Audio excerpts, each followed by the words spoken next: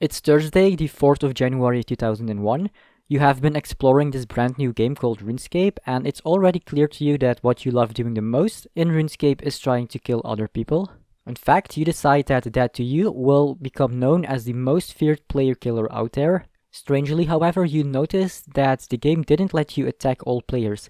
You wonder if it had something to do with a setting you didn't fully understand when you created your account. You selected to become a player killer because you just wanted to kill everyone, but now the game is not letting you do that, so that's not what that option must have meant. Indeed, back then, everyone had to choose if they wanted to become a player killer or not. If they did, then they could attack any other player killer in RuneScape and therefore also be attacked by any other player killer. If they chose not to become a player killer, they could not attack anyone else, but they also couldn't be attacked by anyone either, so they were essentially safe and did not have to worry about getting attacked by other players.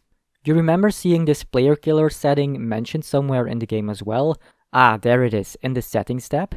Whatever you try, it doesn't let you change your status to non-player killer, so you're a little worried you might end up no longer wanting to be a player killer at some point. And then what? You decide to give it no further thought because as RuneScape's upcoming PvP god, you quickly realize that you will never ever want to change your status to non-player killer anyway, even though thousands of other players will be begging you to do so every single day.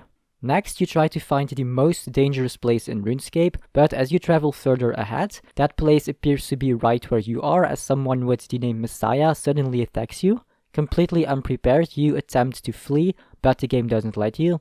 It looks like you must have attacked Messiah 3 times before you can walk away. So after you've done that, you get the hell out of there as quickly as possible as you're not really in the mood for a battle right now. Despite this hasty retreat, your confidence in your PvP abilities remains unchanged because it's a basic fact of life that even the best of the best should take a break every now and then. You decide to go back to Lumbridge. Even though Lumbridge didn't become a safe zone until around 2 weeks later, you just feel more at peace at the place where your PKing career began a whole 2 hours ago. Arrived in Lumbridge, you hear people discussing the options for combat gear. That's great because you are absolutely clueless. They heard a guy named Paul say that adamant is the best type of armor and that anyone can wear it, but it can only be obtained through the smithing skill. They say that will take months because Paul said that smithing adamant gear requires at least level 70 in the skill. You figure this Paul dude must be one of RuneScape's creators then, if you know so much about the game.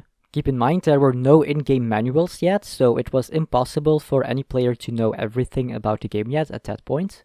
It would eventually take until April for the first player to unlock the ability to smith adamant, and that player was BlueRose13X. Anyway, you had already heard about bronze, iron and steel gear, but you have no clue how to obtain it, so you decide to find out. 20 minutes later, you discover Horvik's armor shop in Varrock, and you see he even has a mithril plate mail body. You have no money, however, so you'll keep this in mind for later. So that's armor sorted, but where to obtain better weapons? You decide to check the other houses in Varrock and suddenly find yourself in a shop that sells swords. Exactly what you needed. That adamant longsword looks nice, and you know you deserve it because the best deserve the best. But again, no money. Perhaps some other player knows a good method to make some money, but that's for another video. Anyway, you decide that you will return to Varrock as soon as you have found 10k coins somewhere.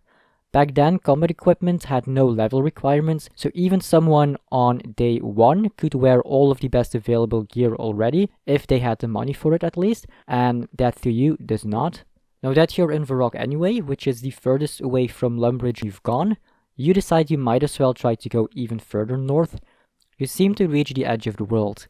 You think to yourself, well, the further north I've gone so far, the more dangerous the game has felt so far.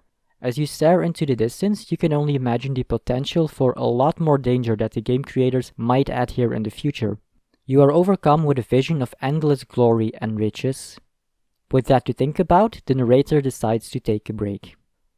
When he's back, you're on the verge of getting killed by another player, so you decide to log out. Back then that was possible and could be used to avoid death. Unfortunately, given that there is only one game world, you need to wait to log back in and hope that the other PKer has gone somewhere else by then.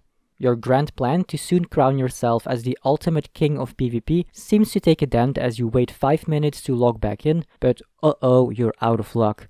The other PKer has been waiting and says he will keep doing that. So, you decide to just face the music, even though you are clearly the best PKer RuneScape will ever know in the future. In the present time, your opponent kills you. As a result, you end up in Lumbridge and lose all your items.